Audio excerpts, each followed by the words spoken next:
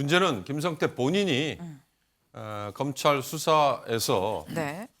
제가 처음에 말씀드린 것처럼 본인의 재산을 지키기 위해서 또는 형량을 낮추기 위해서 어떤 쪽으로 유리한 진술을 할 거냐. 근데 거기에 지금 검찰이든 아니면 어느 쪽에서든지 겨냥을 하고 있는 이재명 대표와의 연루 부분. 네. 이 김성태 쌍방울 회장이 지금은 뭐 이재명 대표에 대해서 전혀 뭐 일면식도 없고 전화번호도 모른다지만 앞으로 뭐 수사에 따라서 얼마든지 바뀔 수가 있다. 뭐 이런 얘기를 한 건데 근데 자칫 이게 가이드라인처럼 들릴 수도 있긴 하거든요. 그 자체는 법무부 장관이 좀 너무 많이 나간 거 아닌가 수사하는 사안에 대해서 뭐 그런 좀 비판도 있을 수 있는데 김성태, 이재명 전화번호도 몰라. 한동훈 말 맞추기입니다.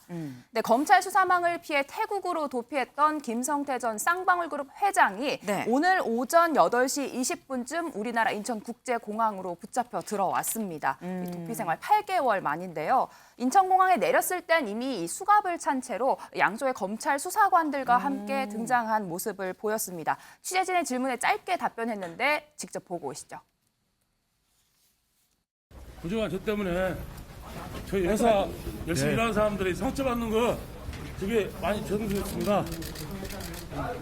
이재명 대표 측이랑은 뭐 연락 주고받은 건 없으신 건가요? 없습니다. 쌍방울에 그 이재명 대표 캠프에 있던 분들 취직하신 거는 좀 어떻게 생각하시나요? 알고 계셨나요? 검찰과 잘 소명하겠습니다.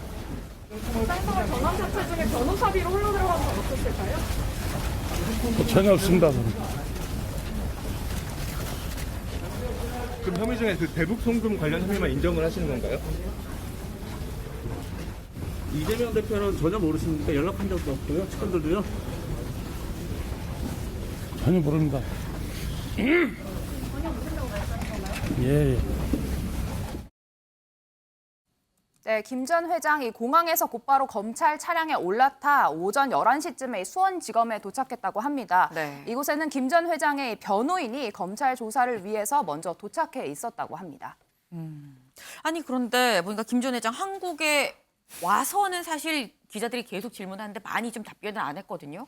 근데 오히려 태국에서 비행기 타기 전엔 굉장히 좀 많은 말들을 했던데요. 그렇습니다. 이 태국 현지에도 우리나라 취재진이 굉장히 많이 나가 있었는데요. 김 전 회장 우리 시간은 오늘 새벽 비행기를 타기 직전에 이 취재진들이 범죄 혐의에 대해 인정하는지 여러 질문을 했는데 여기에 이렇게 답변했습니다. 영상으로 보고 오시죠.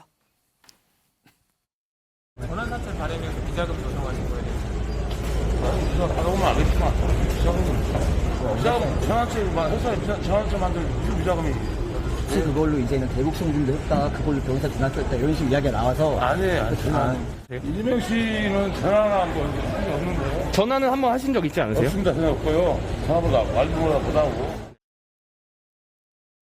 제가 많이 뭐 부족한 사람이라 우리 회사 열심히 일하는 사람들 피해 준 것하고 그들에게 상처 준 거에 대해서 제일 힘들고 제 가족들 저 때문에 저 회사 사람들 고생된 거에 대해서 그들 때문에 하루하루 지옥같이 살았습니다. 김치 먹고 생선을 좀 먹었는데 그걸 홍기덮이라고 하고 근데 다 제가 모든 게 불찰이니까 제가 검찰에 가서 충실히 조사받고 소명하였습니다. 네, 김 전 회장이 일단 이 황제 도피 논란에 대해서는 김치랑 생선 좀 먹은 게 뭐 대수냐 이렇게 대꾸를 했고요. 네. 중요한 건 이 여러 건의 범죄 혐의 의혹이죠. 네. 잠깐 설명을 드리면 가장 핵심에 있는 게 수백억 원대 비자금 조성 의혹입니다. 이 검찰은 지난 18년도에서 19년 사이 김 전 회장이 전환사채, 즉 주식으로 바꿀 수 있는 채권을 발행하면서 이게 200억 원어치였거든요. 네. 이를 사고 파는 과정에 비자금을 조성했다 이렇게 보고 있습니다. 이 중에 일부가 이재명 대표의 선거법 위반 사건으로 이 변호사비 대납 의혹을 받고 있는 돈으로 흘러갔다 이렇게 보고 있고 또 비슷한 시기에 북한에 640만 달러의 현금으로 보내졌다 이렇게 네. 의심을 하고 있습니다. 하지만 좀 전에 들으신 대로 김 전 회장은 이 같은 의혹 대부분을 혐의 부인하고 있는 상황입니다. 그렇군요. 아니 그런데 지금 본인이 받고 있는 혐의에 대해서 부인하는 건 그럴 수 있겠다 싶은 생각이 들긴 하는데 한 발언 말고 태국 공항에서 들고 있던 책도 좀 관심을 받고 있어요. 예, 그렇습니다. 이 가벼운 운동복에 이 별도 짐은 없는 차림이었습니다. 네. 이 취재진의 모습을 보였을 때였는데 앵커께서 말씀하신 것처럼 이 손에 한 권의 책을 들고 있었어서 도대체 어떤 책이길래 하는 이제 궁금증을 좀 유발했었습니다. 네. 제목은 이 시골무사 이성계라는 책이었는데요. 무슨 책이에요, 저게? 익히 아시겠지만 이성계 이 고려 말기부터 이 조선 건국의 태조죠. 이 네. 일대기를 담은 소설인데 이 장시간 비행에 이 책을 소지하고 이렇게 책을 보는 것 자체는 특이한 일이 아니지만 네. 이 도대체 이 상황에 어떤 이 심정으로 어떤 이유로 저런 책을 들고 있냐라는 것에 대해서도 네. 좀 많은 이유, 많은 해석이 좀 부여되기도 했었습니다. 윤경호 위원님. 사실 귀국 전에는 진짜 많은 얘기를 했거든요. 근데 오히려 귀국하고 난 다음에 약간 입을 다무는 듯한 왜인 걸까요? 본인의 뭔가를 지키기 위한 거겠죠. 그게 재산이 될지 아니면 네. 형량을 낮추겠다는 건지. 네. 저는 참 의아해요. 김성태라는 뭐 조폭 출신이라고 얘기되는 전 회장. 기업인이 네. 태국에서 저렇게 체포가 됐어요. 네. 태국 공항은 아직 우리 영토가 아니니까 수갑도 안 찼죠. 네. 검찰에서 체포를 한 단계도 아니죠. 네. 태국의 이민국에서 신병을 확보하고 있는 거예요. 저기서 저렇게 언론을 접촉하는데 자유롭게 풀어준 것도 저는 우리 사법당국이 어떤 취지일까. 그리고 김포공항에 도착해서도 수갑을 차고 지나가는데도 저렇게 기자들과 자유롭게 만나게 해주는 게 그건 어떤 태국 취지일까. 공항이고 이게 지금 나오는 게 인천공항이죠. 그렇습니다. 처음에 나왔던 화면이 네. 수갑 차고 저기 가는 저 화면이 옆에 분명히 검찰 수사관들이 네. 붙어 있잖아요. 네. 그런데도 저렇게 자유롭게 얘기를 하도록 허용을 해준 게 과연 어떤 취지일까. 저는 그런 점에서 좀 의아함을 제기하고 싶은데 문제는 김성태 본인이 검찰 수사에서 네.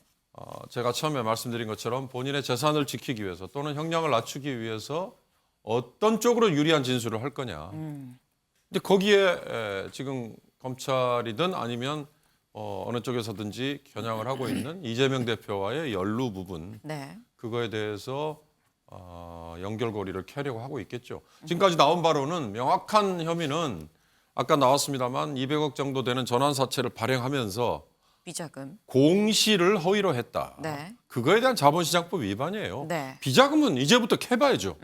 아직까지는 비자금이 있다 없다에 대해서는 네.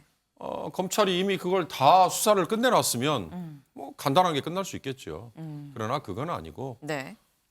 허위 공시와 그다음에 이제 할 수 있는 건 배임 횡령 뭐 이런 거 아니겠어요? 본인이 인정한 네. 외환관리법 위반 뭐 이런 거는 확실한 혐의라 그러니까 그 이외의 나머지에 대해서는 검찰이 수사를 해서 네. 어떤 결과를 내놓을지 한번 지켜봐야 될 필요가 있을 겁니다. 네. 아마도 김성태 전 회장이 본인의 형량에 좀 유리한 쪽으로 뭔가 계산을 하고 있지 않겠느냐 때문에 입을 열기도 또 닫기도 하는 것일 거다라는 말씀을 좀 주셨는데 지금 강재묵 기자 예. 말씀 중에 앞으로 검찰이 좀 수사를 해봐야 된다라고 말씀을 하셨는데 그럼 검찰 수사는 어떻게 되는 거예요? 먼저 김 전 회장의 이 체포영장은 김 전 회장이 항공기에 탑승하는 순간이 집행됐습니다. 네. 국제법상 이 국적기는 이 대한민국 영토로 인정되기 때문에 이 법원이 발부한 영장이 비행기 안에서부터 효력이 발생해서인데요. 네. 이 체포영장 유효 시간이 발부 시점부터 이 48시간입니다. 이 비행을 하는 시간 동안에는 즉 약 8시간 전후로 되는 시간이 이 공중에서 증발을 했던 상황인 거기 때문에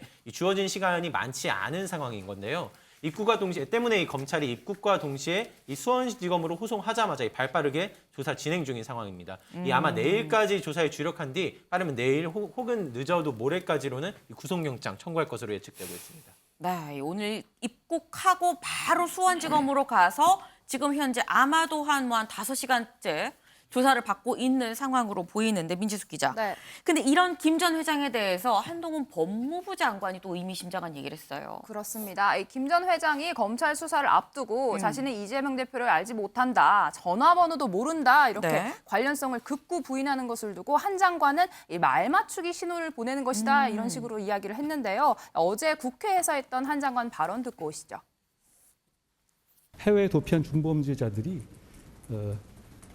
못 견디고 귀국하기 직전에 자기 입장을 전할 언론사를 선택해서 일방적인 인터뷰를 하고 그리고 자기가 유리하게 보도되게 하고 그리고 관련자들에게 일종의 말맞추기 신호를 보내는 것은 과거에 자주 있었던 일입니다. 최근에 남욱 씨도 그랬고 최소원 씨도 그랬었죠.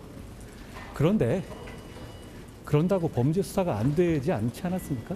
이번에도 마찬가지일 겁니다.